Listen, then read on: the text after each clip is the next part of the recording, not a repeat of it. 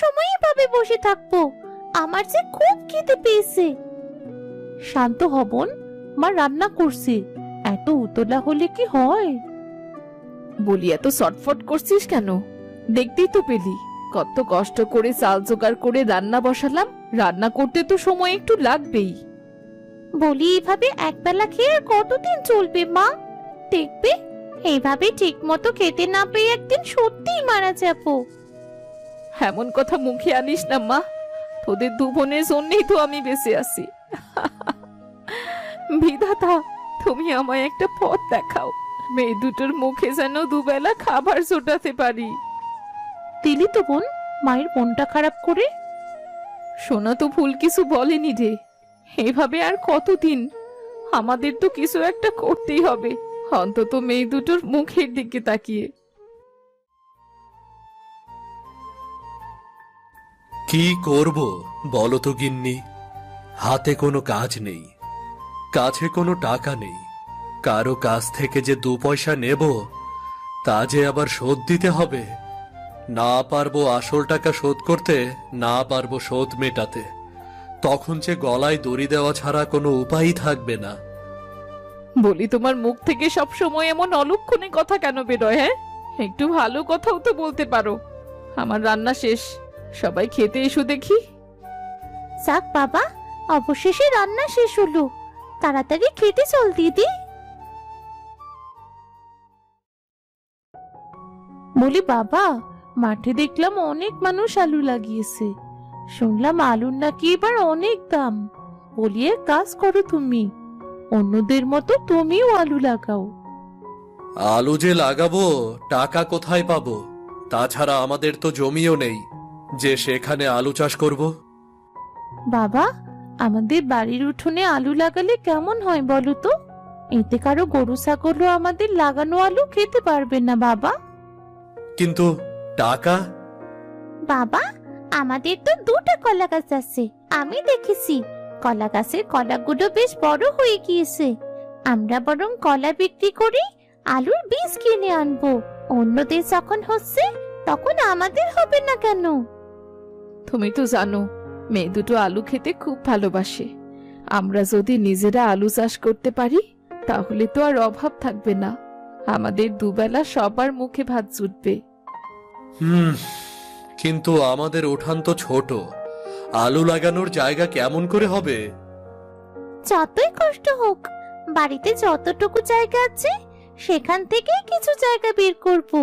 আমাদের কিছু না কিছু করতেই হবে।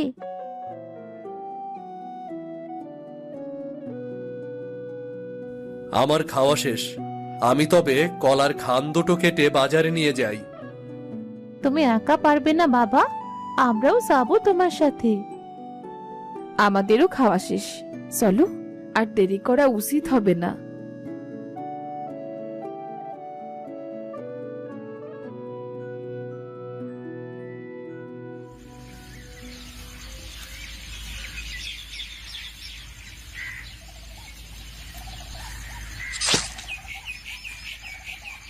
দেখেছো গিন্নি, বিধাতার আশীর্বাদে আমাদের গাছে কত বড় 2 খান কলা হয়েছে। আচ্ছা, আমি তবে বাজারে যাচ্ছি গো। এত কলা তুমি কেমন করে বাজারে নিয়ে যাবে? ভাবি, চিন্তা করছো কেন? আমিও বাজারে যাচ্ছি। ভাই, তুমি চাইলে আমার গরুর গাড়িতে উঠতে পারো। তাহলে তো আমার বেশ উপকার হয় রে ভাই। তোমার ভাড়া আমি কলা বিক্রি করে দিয়ে দেব। আরে ঠিক আছে ভাই, আমি তোমাকে কলাগুলো তুলতে সাহায্য করছি।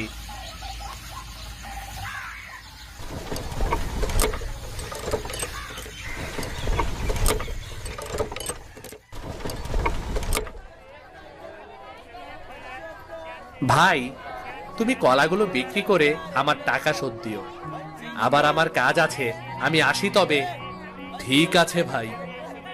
রাজু রাফির কাছ থেকে বিদায় নিয়ে চলে যায়।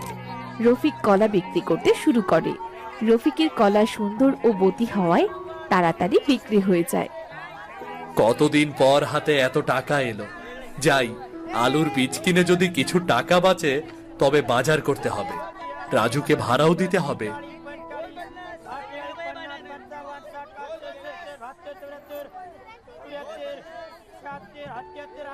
ভাই, আলুর বীজ কত করে? 70 টাকা কেজি ভাই। আমাকে তবে 5 কেজি বীজ দিন আলুর। এই নিন আপনার টাকা। আর যে টাকা আছে তা দিয়ে তো সার কিনতে হবে, তবে তো আজকের বাজারটাও করা হবে না। ভাই, ও ভাই, আরে ও ভাই, কি ভাবছেন? কখন থেকে ডাকছি আপনাকে? আসলে মানে কিছু না, আমি আসি তবে। এই নিন আপনার আলুর বীজ। রফিক কিছু না বলে বীজ আলু নিয়ে সেখান থেকে সারের দোকানে যায়। এরপর সারের দোকান থেকে সার নিয়ে বাড়ির পথে রওনা হয়। পথে রাজুর ভাড়া দিয়ে বাড়ি ফিরে আসে। তোমার জন্য সেই কখন থেকে মেয়েরা অপেক্ষা করছে, বাড়ি ফিরতে তোমার এত সময় লাগলো কেন? অতগুলো কলা বিক্রি করতে সময় লাগে। যাই হোক, এই নাও বীজ, আলুর বীজ আর সার। তুমি বাজার করোনি? আসলে আলুর বীজের অনেক দাম গো, সব টাকা শেষ হয়ে গিয়েছে। চিন্তা করো না, কাল রান্নার আগে আমি ঠিক কোনো ব্যবস্থা করে দেব।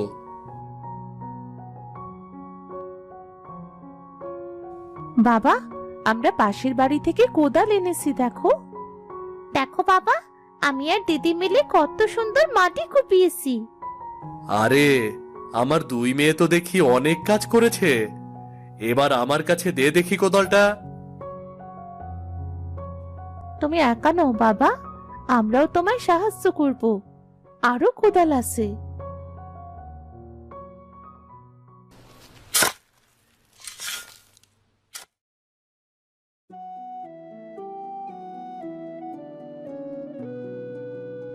ওগো, আমাদের উঠোন তো আলু চাষের জন্য তৈরি। এইবার উঠোনে পানি দিতে হবে। আজ অনেক কষ্ট হয়ে গিয়েছে, সাথে অনেক রাতও হয়ে গিয়েছে গিন্নি। বাকি কাজ কাল করব। এখন দুটো খেতে দাও দেখি, শরীরটা ব্যথা করছে খুব। সারাদিন কাজ আর কাজ, এই জন্য শরীর ব্যথা করছে। এখন হাত মুখ ধুয়ে খেতে এসো তো। সোনা রূপা, তোরাও যা। ঠিক আছে মা, বোন চল। মালতীর কথা মতো সবাই হাত মুখ ধুয়ে রাতের খাবার খেয়ে ঘুমিয়ে পড়ে। পরের দিন সকালে সবাই মিলে বাড়ির উঠোনে জল দেয়। এরপর আলুর বীজ রোপণ করে। কেটে যায় বেশ কয়েকদিন। প্রতিটা বীজ থেকে চারা বেরিয়ে গাছগুলো বেশ বড় হয়েছে এখন। আলুগুলো যেন ভালো হয় এবার। বিধাতার উপরই ভরসা, এই আলুই যে আমাদের আশার আলো। ঠিক বলেছ, আলু যদি হয় আমরা অন্তত কিছুদিন ভালো করে খেতে পারবো। আমরা সবাই কত যত্ন নিচ্ছি আলু গাছের, দেখবে আমাদের আলু গাছে অনেক আলু হবে। বোন ঠিক কথাই বলেছে বাবা। তারা সবাই যখন গল্প করছিল তখন হঠাৎ আকাশে কালো মেঘে ঢেকে যায়। বিদ্যুৎ চমকাতে শুরু করে, সাথে মেঘের গর্জন তো আছেই। ওগো, আকাশের অবস্থা ভালো নয়, মনে হচ্ছে এক্ষুনি বৃষ্টি নামবে। তুমি ঠিক বলছো গিন্নি। সোনা রূপা, মা তোরা ঘরে যা, এমন সময় বাইরে থাকতে নেই। গিন্নি, তুমিও ঘরের ভেতরে যাও, আমি ছাগলটা তুলে রেখে আসছি।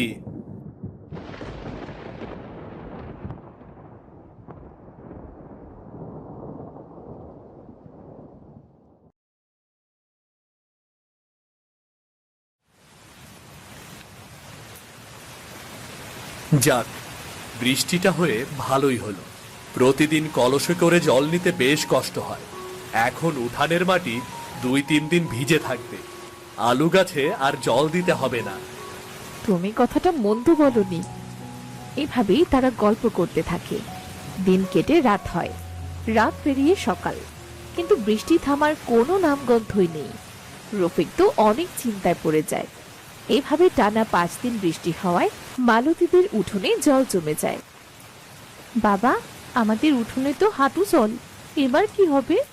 আমরা কত কষ্ট করে আলু গাছ লাগিয়েছি, আমাদের আলু গাছগুলো বাঁচবে তো বাবা?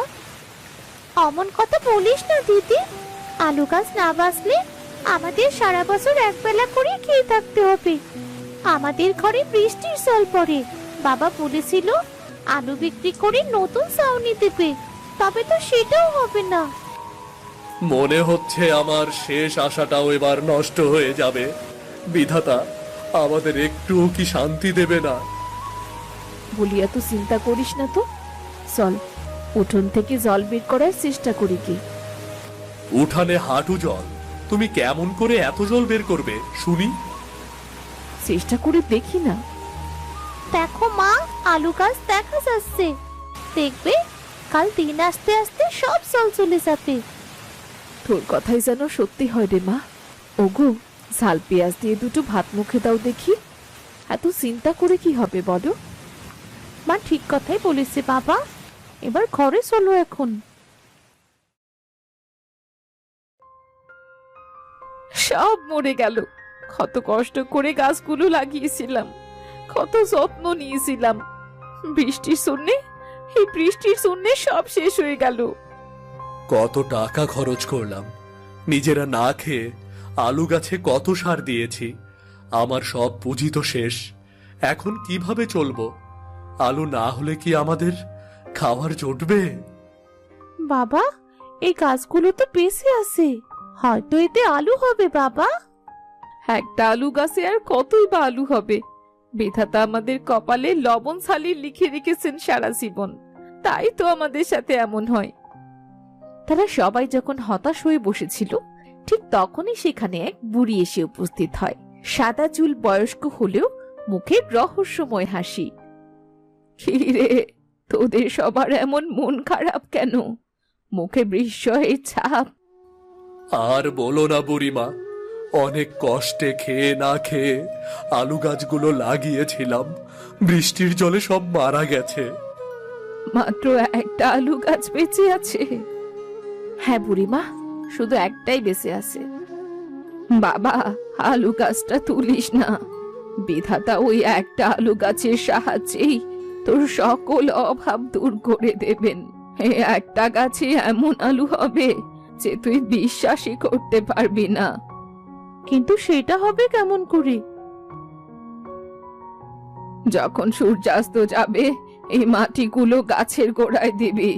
এটা দেওয়াতে যখন আলু তুলতে যাবি, তখন কেমন বড় আলু পাবি দেখিস। তোদের ভাগ্যই বদলে যাবে। তুমি কি সত্যি বলছো বুড়িমা? আমি সত্যি বলছি রে। মনে আছে তোদের বাড়িতে অল্প খাবার ছিল, সেটা তোরা না খেয়ে আমায় দিয়েছিলি। এইটা তারই উপহার। আমি আসি তবে।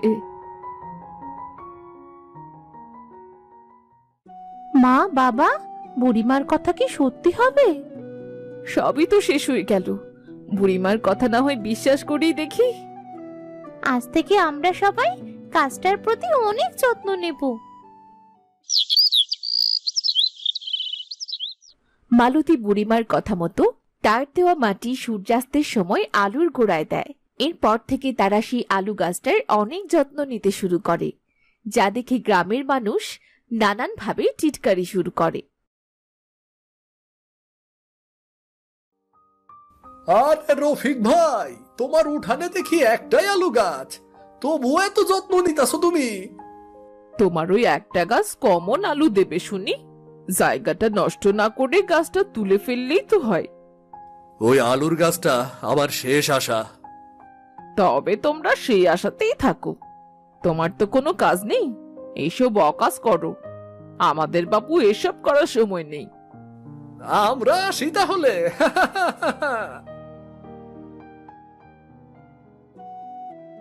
তোমরা ওদের কথায় কিছু মনে করো না গিন্নি। আচ্ছা, আমি গিয়ে দেখি কোথাও কাজ পাই কিনা। বাড়িতে তো চাল ছাড়া কোনো তরকারি নেই রান্নার মতো। বিধাতা এমন কষ্টের জীবন না দিলেও পারতো, কি যে করব। এই বলে রফিক কাঁদতে কাঁদতে কাজের উদ্দেশ্যে বেরিয়ে পড়ে।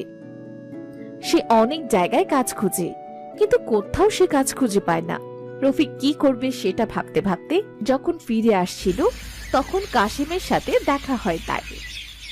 চাচা, তোমার জমিতে তো অনেক জল আছে এখনো।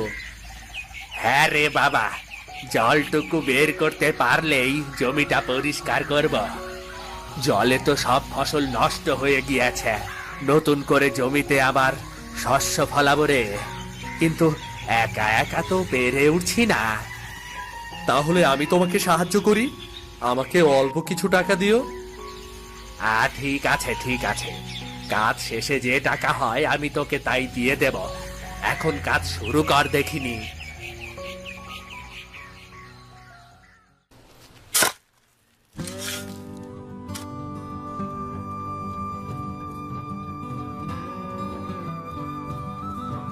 চাচা, সব শেষ। এখন জমিতে তুমি যা রোপণ করবে তাই হবে। তুই এসে আমার অনেক উপকার করলি রে বাবা। এই নে তোর টাকা, দরকার পড়লে আবার ডাক দেব। চাচা, তুমি যদি কাজ না দিতে তাহলে মেয়ে দুটোকে আজকেও ঝাল পেঁয়াজ দিয়ে খেতে হতো। আমাকে আবার বাজারে যেতে হবে, দেরি হয়ে যাচ্ছে। তবে আমি গেলাম। এই বলে রফিক বাজারে যেয়ে কিছু সবজি কিনে আনে। এভাবেই খেয়ে না খেয়ে অনেক কষ্টের ভেতর তাদের দিন কাটতে থাকে। একদিন, বাবা, আজ 2 দিন ধরে না খেয়ে আসি, আর যে সহ্য করতে পারছি না।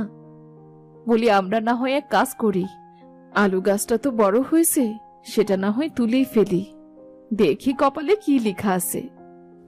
একটা আলু গাছে আর কতই বা আলু ফল হবে, তাতে কি সবার পেট ভরবে? সবার পেট ভরার দরকার কি, মেয়ে দুটোর পেট ভরলেই হচ্ছে। ঠিক আছে, আমি দেখছি।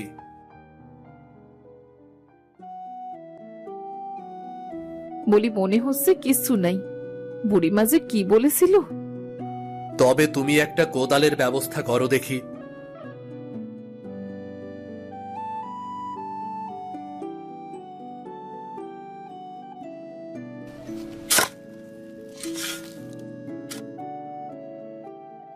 হোমা, হে কি দেখছি, মনে হচ্ছে আলুটা অনেক বড়, আরো মাটি খুঁড়তে হবে। মা, বাবা, এই একটা আলুতেই আমাদের অনেক দিন চলে যাবে। গিন্নি, মনে তো হচ্ছে আলুটা অনেক বেশি বড় হবে। অর্ধেক আলু বিক্রি করে মাসের বাজার করব, আর অর্ধেক সবাই মিলে খাবো। আমরা একটা গাছের যত্ন নিয়েছি, এর জন্য সবাই কত টিটকারি করেছে। বিধাতা আমাদের সাথে আছেন, এই জন্যই তো আমাদের উঠোনে কত বড় আলু হয়েছে। আচ্ছা, আমি আগে আলুটা তুলে নেই। গিন্নি, তুমি সাহায্য করো, আমি একা পারবো না।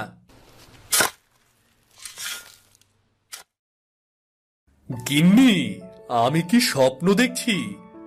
এ দেখি আমার চেয়েও বড় আলু।